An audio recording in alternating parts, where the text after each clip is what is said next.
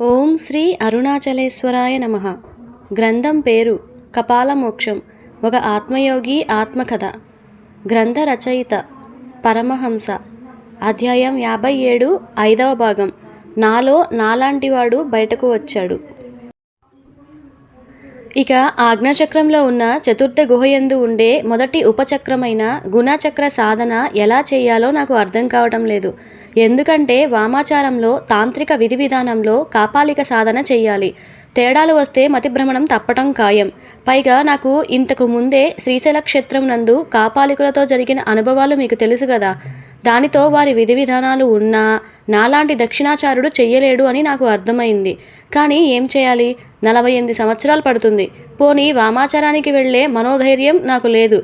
పైగా నిన్ననే మా యోగమిత్రుడు సిద్ధరామ, అదే జిజ్ఞాసి, తన గుణచక్ర సాధన కోసం శ్రీశైల క్షేత్రానికి చేరుకొని అక్కడ ఉన్న భైరవకోనకి వెళ్ళి కాపాలిక సాధన విధి విధానాలు తెలుసుకొని ఆరంభించడానికి సిద్ధపడుతున్నారని ఆత్మ అనుసంధానం ద్వారా తెలియచేసినాడు. వాడు తన సాధనను ముందుకు కొనసాగిస్తూ ఉండగా నేను ఏమీ మాయలో పడక కేవలం నా మనోధైర్యం లేకపోవడం వలన నా సాధనను ఎలా ముందుకు పోనిచ్చుకోవాలో అర్థమై చావటం లేదు. ఇదిలా ఉండగా నాకు రాను రాను నేను అనేది ఎవరో తెలుసుకోవాలని తలంపు రావటం మొదలైంది.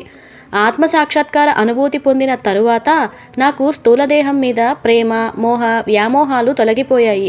నేను అనేది ఒక ఆత్మస్వరూపమని, అది కూడా వేదవ్యాసుడి అంశ అని నాకు అర్థమైంది.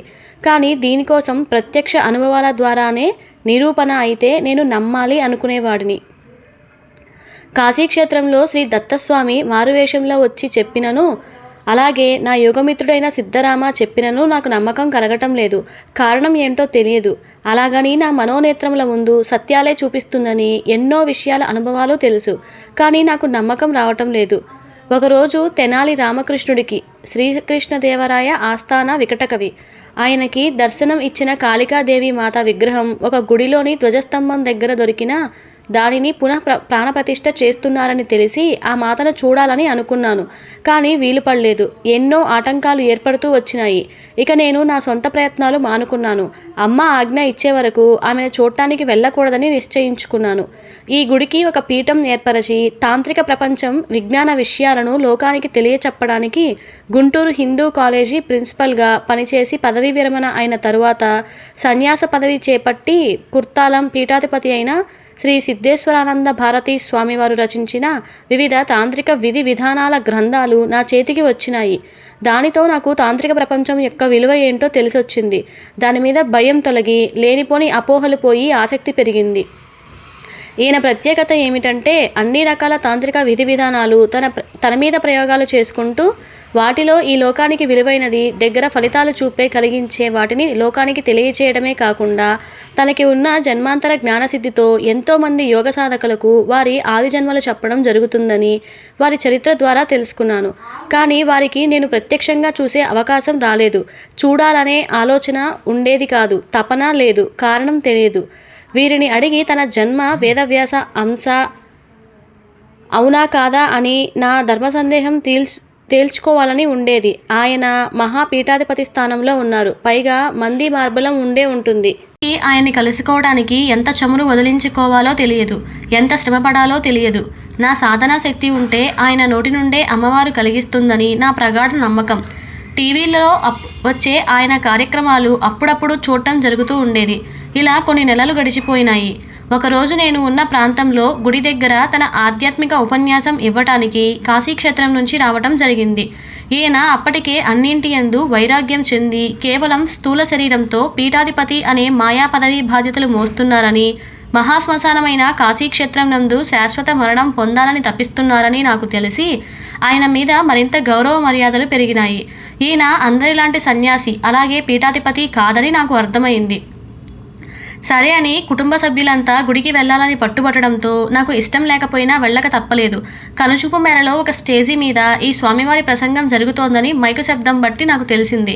అలాగే నేను గుడిలోని ప్రధాన ద్వారం దాటగానే నా మనోనేత్రం ముందు ఆయన స్వరూపం దర్శనం అయ్యింది. నేను పెద్దగా పట్టించుకోలేదు. ఉపన్యాసం వినాలని ఆసక్తి చూపలేదు. దైవ దర్శనం పూర్తి చేసుకుని గుడి నుంచి బయటకు వెళ్ళిపోతుంటే మైకు నుంచి ఎవరికి తెలుసు నాయనా, మీలో మీకే తెలియని వేదవ్యాసుడు ఉండవచ్చును, ఒక కాళీ భక్తుడు ఉండవచ్చును, ఒక దేవీ భక్తుడు ఉండవచ్చును, పరమశివుడు ఉండవచ్చును, ఆ నారాయణుడే ఆవాసమై ఉండవచ్చును కదా. అది మీకు మీరే స్వానుభవ అనుభూతి అయ్యేదాకా తెలుసుకోలేరు, నమ్మలేరు. అయిన తర్వాత కూడా నమ్మలేని వారు కూడా ఉంటారు. వారు నా దగ్గరికి వచ్చి ఆ వ్యక్తి దర్శనం అయిందని నాకు చెప్పే లోపల నాకున్న జన్మాంతర జ్ఞానం వలన నువ్వు ఫలానా అని, ఆది జన్మ నువ్వు ఫలానా మహర్షి అంశ అని వాళ్ళకి చెప్పేవాడిని. ఎందుకంటే నా ఆది జన్మ ఏమిటో నేను సంపూర్తిగా తెలుసుకున్నాను, నమ్మిక ఉంచినాను అంటూ ఇంకా ఏదో చెప్తూ ఉండగానే నా కళ్ళ వెంట కన్నీళ్లు టపటపామంటూ రాలటం, ఈయన చెప్పింది అక్షర సత్యం అని నిరూపణ కోసం ఆకాశం నుంచి వర్షపు జల్లు టపటపా అంటూ ఆరంభం అయ్యేసరికి ఇక ఆయన్ని స్వయంగా నేను అడిగినట్లుగా ఈయన నోటి వెంట పలికించారు అని నిర్ధారణ చేసుకుని అపనమ్మకం లేకుండా పరిపూర్ణ నమ్మకంతో నాది వేదవ్యాస అంశ ఆది జన్మ అని నిరూపణ అయినందులకు ఏదో తెలియని సంతోషంతో ఇంటివైపుకి ప్రయాణించాను. నాకు ఎప్పుడైతే ఆత్మసాక్షాత్కార అనుభూతి కలిగిందో ఆనాటి నుంచి నాలో వింత వింత అనుభవాలు కలగటం ఆరంభమయ్యాయి. నేను అర్ధరాత్రి పూట తీవ్రమైన ధ్యాన స్థితిలో ఉండగా నా బ్రుకుటీ స్థానం నుంచి ఒక సన్యాసి తెల్ల వస్త్రాలు ధరించి ఉన్న వ్యక్తి బయటకు వచ్చి నా ముందే అటు ఇటు తిరుగుతూ కనపడేవాడు. వీడు ఎవడు? మనిషా, దయ్యమా, పిశాచమా, ప్రేతాత్మ అనే అనుమానాలు భయాలు కలిగేవి. నా నుండి ఎలా వచ్చినాడు అనికినే లోపల ఎలా వచ్చినాడో అలా మామూలుగా ఏమీ తెలియని వాడిలా వెళ్ళిపోయేవాడు. ఇదేమి గోల్రా, ఎవరికి కూడా చెప్పుకోలేను, చివరికి మా శ్రీమతికి కూడా చెప్పుకోలేను. నాకు కానీ పిచ్చి పట్టలేదు కదా. ఒకవేళ నిజంగానే పిచ్చి పడితే ఎవరిని గుర్తుపట్టలేను కదా, ఏమీ తినలేను, నేను ఏమీ చూడలేను కదా, పిచ్చివాగుడు పిచ్చితూలుడు ఉండాలి కదా. మరి అవేవి నాలో లేవు కదా. పోనీ మతిభ్రమణం చెందిందా అంటే అది ఏమీ లేదు. అన్నింటినీ గుర్తుపడుతున్నాను, అందరినీ పలకరిస్తూ ఉన్నాను. యథావిధిగా నా గృహ బాధ్యతలు నేను చక్కగా నిర్వహిస్తూ ఉన్నాను. మరి ఈ వ్యక్తి ఎవరో కానీ నాలో ఉన్న వ్యక్తి ఎవరో నాకు తెలియాలి అనుకుంటూ ఉండేవాడిని. నేను తీవ్ర ధ్యానస్థితిలో ఉన్నప్పుడు వాడు బయటికి రాకుండా ఉండేవాడు కాదు. నేను వాడికి భయపడకుండా ఉండేవాడిని కాను. నా భయం నాకు ఉంది, వాడి ధైర్యం వాడుకుంది. ఎవరికీ చెప్పుకోలేను, ఏమీ అనలేను, ఏమీ తినలేను. నేను తింటున్నానో నాలో వాడు ఉండి తింటున్నాడో నాకు అర్థమై చచ్చేది కాదు. నేను తప్పు చేస్తున్నానో వాడు నాలో ఉన్నవాడు తప్పు చేస్తున్నాడో అర్థమయ్యేది కాదు. అంటే వాడి చేతలకు నా స్థూల శరీర చేతులు ఉపయోగించుకుంటున్నారని నాకు నెమ్మదిగా అర్థమైంది. కానీ వాడు ఎవడో తెలిసేది కాదు. వాడి పోలిగిన ఆనవాళ్ళు కూడా అంత స్పష్టంగా కనపడేది కాదు. ఇదిలా ఉంటే ఒకరోజు నేను నా తీవ్రమైన ధ్యాన స్థితిలో మా ఇంట్లో ఉంటే ఎక్కడో 20 కిలోమీటర్ల దూరంలో ఉన్న అమ్మమ్మ గారి ఇంటికి నా పోలికలు ఉన్న ఒక వ్యక్తి ఆమె దగ్గరకు వచ్చి ఏవో ఓదార్పు మాటలు చెప్పి వెళ్ళిపోయేవాడట. ఎలా అంటే నేను ఒకరోజు అమ్మమ్మను చూడలేదని ఆమెను చూడటానికి వెళ్తే ఆమె వెంటనే మళ్ళీ వచ్చినావు ఏమిరా, 3 రోజుల క్రితం నన్ను చూడటానికి వచ్చి నీ ఓదార్పు మాటలతో నాలో ఉన్న దిగులు తీసేసినావు కదా అంటుంటే నా మతి పోయింది. నేను రావటం ఏంటి, ఈమెతో మాట్లాడటం ఏంటి? 4 సంవత్సరాల తర్వాత మొట్టమొదటిసారిగా నేను రావటం ఇదే మొదటిసారి. ఈమె కాస్త 3 రోజుల క్రితం నేను వచ్చినాను అంటుందేంటి? అమ్మో, నాలాంటి వ్యక్తి మరొకడున్నాడా, తిరుగుతున్నాడా? అసలు ఈ లోకంలో మనుషులను పోలిన వ్యక్తులు 7 ఉంటారంటారు కదా, అందులో వీడు ఒకడా? నాకేం అర్థం కాలేదు. భయం అనుమానం మొదలై అక్కడ ఎక్కువసేపు ఉండలేక ఇంటికి వెళ్ళిపోయాను. నేను చేయాల్సిన పనులు నాలాంటి వ్యక్తి ఎవరో చేయటం మొదలైందని నాకు ఆనాడు తెలియరాలేదు. తెలుసుకునే స్థితిలో కూడా లేదు. అనుమానం భయం తప్ప ఏమీ లేదు. ఇంకా నయం, నాలాంటి వాడు డబ్బులు అడగలేదు, ఈమెను మోసం చేయలేదు, మంచివాడై ఉంటాడు అనుకుని ఇంటికి చేరుకున్నాను.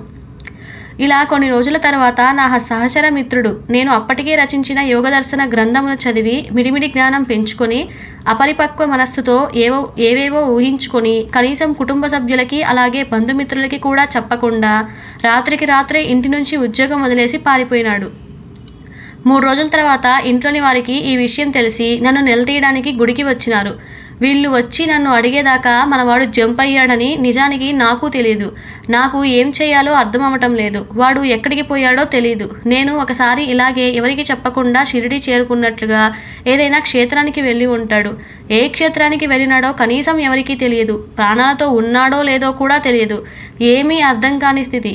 ఈ పుస్తకం రాసి పెద్ద తప్పు చేశానని జీవితంలో మొట్టమొదటిసారిగా అనిపించసాగింది. ఒక తల్లికి తన బిడ్డ యొక్క కడుపుకోత మిగిల్చాననే భయం మొదలైంది. చేతికి వచ్చిన కొడుకు కళ్ళ ముందే మాయం అయితే ఎలా ఉంటుంది? ఎవరు తట్టుకోగలరు? ఆ తల్లి మనోవేదనను ఎవరు తీర్చగలరు? ఇలా పలు విధాలైన ఆలోచనలతో నా మనస్సు ఉండేది. అలాగే నా ధ్యాన సాధన ఆజ్ఞాచక్రం నందు కొనసాగిస్తూ ఉండేవాడిని. ఇది ఇలా కాదనుకొని నాకు ఇష్టం లేకపోయినా ఒక తల్లి పడే ఆవేదనను చూడలేక నాకున్న దురదృష్టి సిద్ధితో వాడు ఎక్కడ ఉన్నాడో చూడాలని నా మనోనేత్రంతో చూస్తే హరిద్వార్ ప్రాంతంలో ఉన్నట్లుగా మరొకసారి రిషికేశ్, మధుర, బృందావనం, దేవప్రయాగ, మణికైలాష్ వంటి క్షేత్రాలు దర్శనాలు ఒక్కొక్కటిగా కనపడుతూ ఉండేవి.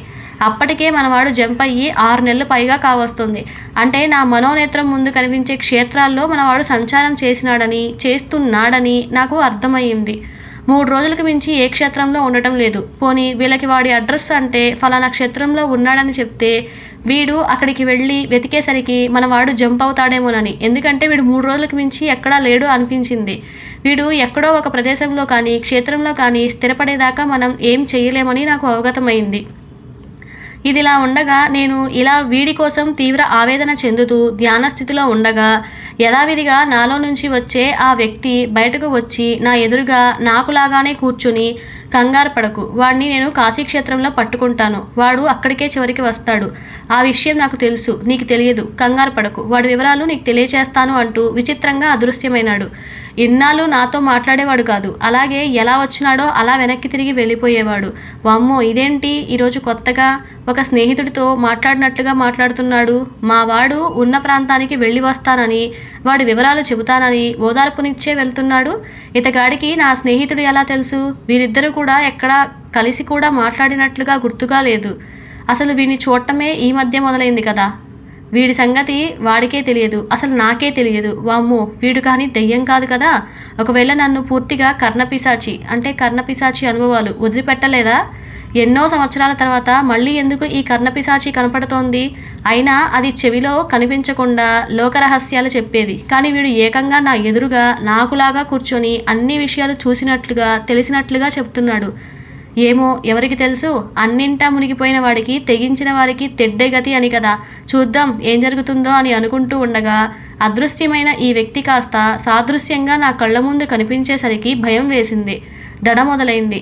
వాడు ఏమి విషయాలు చెప్తాడో విని తట్టుకునే పరిస్థితి నాకు ఉందా అనే అనుమానం పడుతూ ఉండగా వాడు కాస్త, అమ్మయ్య, మీ వాడి అడ్రస్ దొరికింది. వాడు కూడా నీకులాగానే కాశీక్షేత్రంలో ధ్యానం చేసుకుంటున్నాడు. వాడికి కనిపించి వచ్చి వాడు నన్ను గుర్తుపట్టి పిలిచే లోపల పరిగెత్తుకుంటూ నీ దగ్గరికి వచ్చేశాను. వాడు ఉన్న అడ్రస్ మరో వారం రోజుల్లో నీకే తెలుస్తుంది. కంగారు పడకు, ధైర్యంగా ఉండు, నేను ఉండగా నీకు భయం ఎందుకు అని అంటూ వాడు యథావిధిగా బ్రుకుటీ ప్రాంతంలోకి దూరిపోయాడు. అసలు నాకు ఏమి జరుగుతుందో, వీడు ఎవరిని చూసి వాడనుకున్నాడో నాకు అర్థమయ్యే లోపల నిద్రాదేవత ఆవహించింది. ఇలా ఒక వారం రోజులు గడిచిపోయాయి. పారిపోయిన మా స్నేహితుడి నుంచి విచిత్రంగా నాకు ఒక ఫోన్ కాల్ వచ్చింది. కారణం, వాడికి ఉండటానికి తినటానికి డబ్బులు అవసరం పడినాయి. ఒక 5,000 ఎంఓ చేయమని వాడు ఉన్న అడ్రస్తో సహా నాకు చెప్పడం, నేను వెంటనే మా అయ్య ద్వారా వాళ్ళకి ఈ అడ్రస్ వివరాలు చెప్పడం జరిగిపోయాయి. వెంటనే 3 రోజులకే వాళ్ళు వీడిని కాశీక్షేత్రంలో కలవటం, కొన్ని నెలల తర్వాత వీడు తన ప్రారబ్ధ కర్మలు తీర్చుకోవడానికి తిరిగి ఈ భోగ ప్రపంచంలోకి రావటం యథావిధిగా జరిగిపోయినాయి. వచ్చిన తర్వాత వీడు ఒకరోజు నా దగ్గరికి, మా ఇంటికి వచ్చి, నువ్వు ఆ రోజు నా దగ్గరికి రాకపోయి ఉంటే నేను నీకు ఫోన్ చేసేవాడినే కాను అని వాడు చెప్తూ ఉంటే నాకేమీ అర్థం కాలేదు. నేను వెంటనే వాడితో, నేను నీ దగ్గరికి రావటం ఏంటి? అసలు నువ్వు ఎక్కడున్నావో ఎక్కడికి వెళ్ళావో నాకే తెలియదు, మీ వాళ్ళకి తెలియదు. నువ్వు నాకు ఫోన్ చేసేదాకా నీ వివరాలు మాకు తెలియవు. మరి నేను నీ దగ్గరికి ఎలా వస్తాను అనగానే వాడు వెంటనే, అదేంటి అలా అంటావు? నేను కాశీలో మణికర్ణికా ఘాట్ వద్ద ధ్యానం చేసుకుంటూ ఉండగా నీవు కనిపించి నీకోసం అందరూ ఎదురు చూస్తున్నారని చెప్పి నేను నిన్ను పిలుస్తున్నా కూడా పట్టించుకోకుండా పరిగెత్తుకుంటూ వెళ్ళిపోయావు కదా. నాకు ఆశ్చర్యం వేసింది. నేను ఇక్కడ ఉన్నానని నీకెలా తెలిసిందా అని. కనీసం నేను పారిపోతున్నాను అని చెప్పలేదు కదా అనుకున్నాను. నాకు అనుకోకుండా డబ్బులు అవసరం పట్టడంతో నీవు నాకు కనిపించగానే ధైర్యంతో నీకు ఫోన్ చేయడం జరిగిందని వాడు చెప్తూ ఉంటే నాకు నోట మాట రాలేదు. నేను నా ఇంటి నుండి గత 3 సంవత్సరాల నుండి ఎక్కడికి, ఏ క్షేత్రానికి వెళ్ళలేదు. వాడేమో ఏకంగా కాశీకి నేను వచ్చానని చెప్తున్నాడు. ఇందులో ఏదో తెలియని మర్మం ఉంది.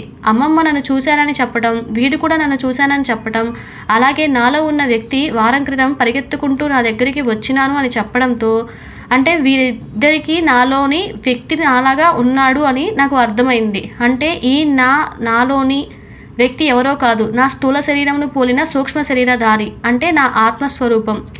నా సూక్ష్మ శరీరం అంటే నా ప్రమేయం లేకుండా నా అవసరం ఉన్న చోట తెలిసి తెలియకుండా నా సూక్ష్మ శరీర యానం అదే ప్రయాణం చేస్తుందని నాకు స్ఫురణకు రాగానే నా గుండెకాయ గతుక్కుమంది. వామ్మో, నా స్థూల శరీర ప్రయాణాలు ఎవరైనా చేస్తారు, ఇలా నా సూక్ష్మ శరీరం కూడా ప్రయాణాలు చేయడం మొదలు పెడితే వామ్మో వాయు, నా పరిస్థితి ఏంటి, దీన్ని ఎలా ఆపాలి అనుకుంటూ రామకృష్ణ పరమహంస జీవిత చరిత్రను తిరగవేసి చూస్తూ ఉండగా ఆయన కూడా తీవ్ర ధ్యానంలో ఉండగా ఆయన నుంచి ఒక సన్యాసి బయటకు వచ్చి ఎదురుగా కూర్చుని తన ధర్మ సందేహాలు తీర్చేవాడు అని ఈయన ప్రశ్నలు అడగటం, ఆయన సమాధానాలు చెప్పటం జరిగిన తర్వాత ఈ సన్యాసి యథావిధిగా లోపలికి మళ్ళీ తిరిగి ప్రవేశించి మాయమయ్యేవాడు అని, ఇలా కొన్ని నెలల తర్వాత ఇలా వచ్చే సన్యాసి తానే అయినట్లుగా, అంటే తన సూక్ష్మ శరీరం అని గ్రహించినారని వారి చరిత్రలో చదివేసరికి నా గుండెకాయ గతుక్కుమంది. అంటే ఇలా నాకు బయటకు వచ్చేవాడు నిజంగానే నా సూక్ష్మ శరీరం అని నాకు నిరూపణ అయ్యింది. ఇక దానితో నా సూక్ష్మ శరీరధారికి భయపడటం మానివేసి వాడి కోసం ఎదురు చూడటం మొదలుపెట్టినాను. నాకు ఏవైనా విపత్కర సమస్యలు లేదా అర్థం కాని ధర్మ సందేహాలు వచ్చినప్పుడు నేను తీవ్ర ధ్యాన స్థితిలో ఉండగా ఈ నా సూక్ష్మ శరీరం బయటకు వచ్చి నాకు సమాధానాలు చెబుతూ ఉండేది. ఇలాంటి దృశ్యాలు మా శ్రీమతి కంటి నుండి తప్పించుకోలేకపోయింది. నేను నా స్థూల శరీరం మంచం మీద ఉండగానే నాలో శరీరంలో నుంచి నాలాంటి ఆకారం ఉన్న తెల్లని శరీరం నా పడక గది నుంచి బయటకు వెళ్ళి రావటం, అలాగే అది ఇంటిలో నుంచి వివిధ గదుల్లో తిరుగుతూ ఉండటం, కొన్నిసార్లు అది అదృశ్యమవటం, గదుల్లో పడుకునేసరికి వారికి నా సూక్ష్మ శరీరం కనిపించడం షరా మామూలు అయిపోయింది.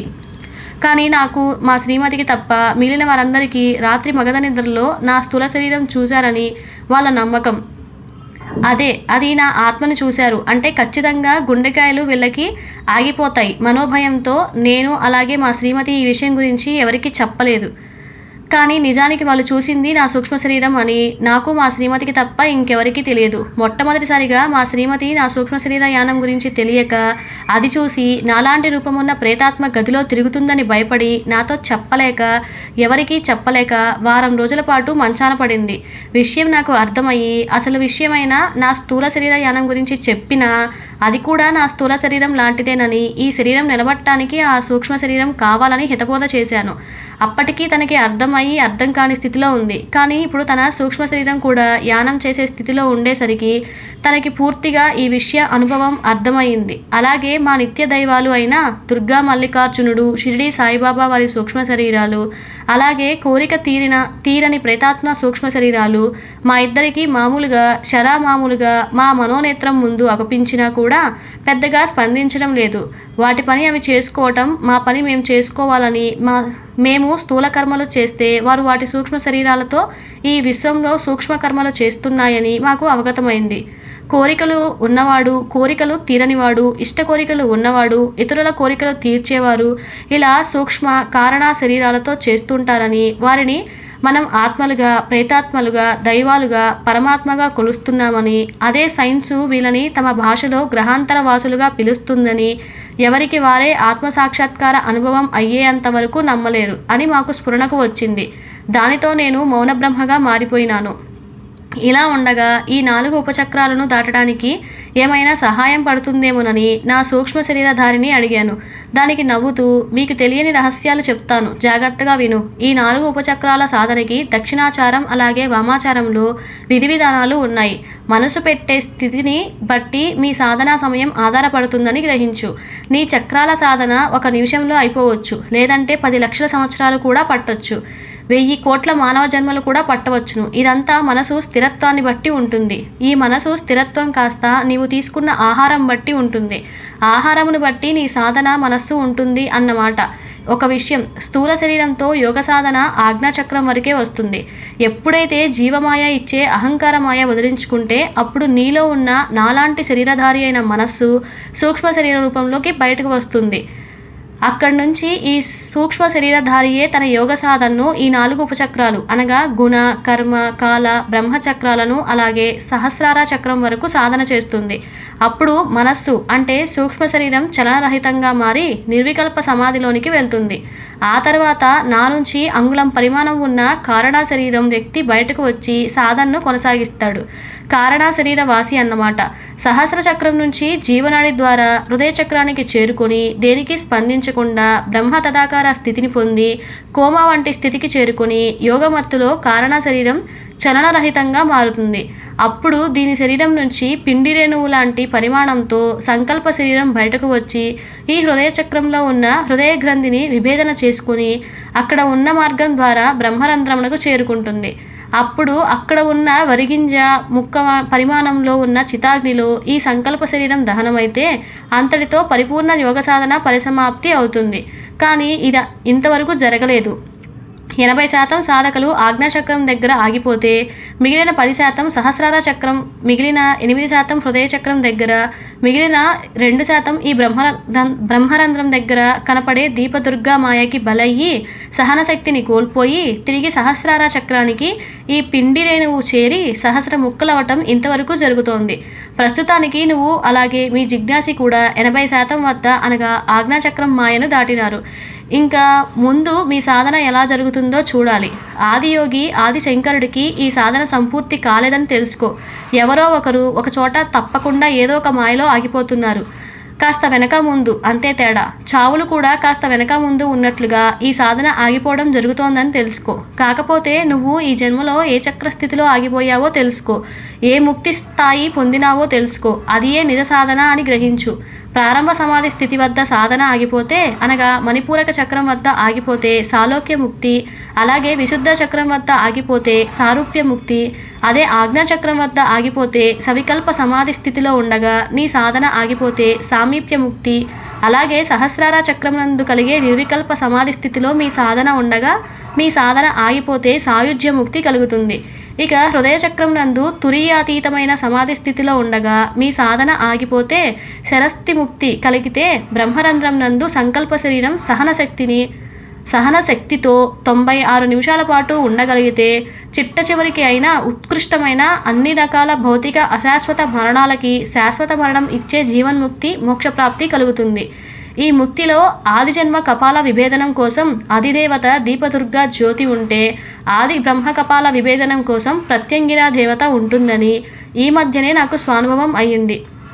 ఇక్కడికి వచ్చే 2% సాధకులు తమ కపాల విభేదనం చేసుకునే సమయంలో తమ సహన శక్తిని కోల్పోయి బ్రహ్మ కపాల మోక్షము పొందలేక పోవడంతో ఈ నిజం లాంటి కల వంటి ఈ విశ్వం అలాగే జగన్నాటకం ఇంకా కొనసాగుతుంది. ఈ బ్రహ్మ కపాల మోక్ష ప్రాప్తి కోసం 1000 కోట్ల యోగులు తమ స్థూల సూక్ష్మ కారణ సంకల్ప శరీరాలతో ఇట్టి సాధ్యప్రాప్తి కోసం ఈ విశ్వంలో ఉన్న 1000 కోట్ల లోకాలలో ఆవాసం చేస్తూ సాధన కొనసాగిస్తున్నారని తెలుసుకో. మనలాంటి వారికి అన్ని రకాల బంధనాల విముక్తి కలిగించే కపాల మోక్షం ముక్తి కోసం అగచాట్లు పడుతున్నారు. మరి నీ సాధనా శక్తి ఎంతవరకు వచ్చి ఆగుతుందో తెలుసుకోవాలి అంటూ ఈ 4 చక్రాల స్థితులను కాశీయోగి అయిన గృహస్థ ఆశ్రమవాసి అయిన శ్రీ లాహిరి మహాశయుడు దక్షిణాచార విధి విధానాలతో దాటినారని గ్రహించు. వారి చరిత్ర చదివితే నీకే అన్ని విషయాలు తెలుస్తాయి. నీవు పొందే జ్ఞానం ద్వారా నేను ఈ చక్ర సాధన చేయాల్సి ఉంటుందని గ్రహించు అంటూ తిరిగి నా సూక్ష్మ శరీరధారి నా శరీరంలోని భృకుటి మధ్య ప్రాంతంలోకి వెళ్ళిపోయినాడు. దానితో నా సాధన ఇంకా ఆగిపోలేదని దక్షిణాచార సాధనలో ఈ 4 ఉపచక్రాలను చేసుకోవచ్చునని తెలియగానే ఎగిరి గంతేశాను. ఇది ఇలా ఉండగా ఒకరోజు మా వాడు అన్నయ్య కాస్త నా చేతిలో నా సూక్ష్మ శరీరధారి చెప్పిన శ్రీ శ్యామాచరణ లాహిరి అనుభవ గ్రంథమైన పురాణ పురుష యోగిరాజా శ్రీ శ్యామాచరణ లాహిరి పుస్తకం నా చేతిలో పెట్టి దీన్ని చదివితే అసలు సిసలైన అనుభవ సాధన అంటే ఏంటో తెలుస్తుంది అని చెప్పినాడు. నాకు కావలసిన ఈ పుస్తకం ఇదే, నేను తెలుసుకోవాల్సిన జ్ఞానం ఇదేనని అనుకుంటూ చదవటం ప్రారంభించాను.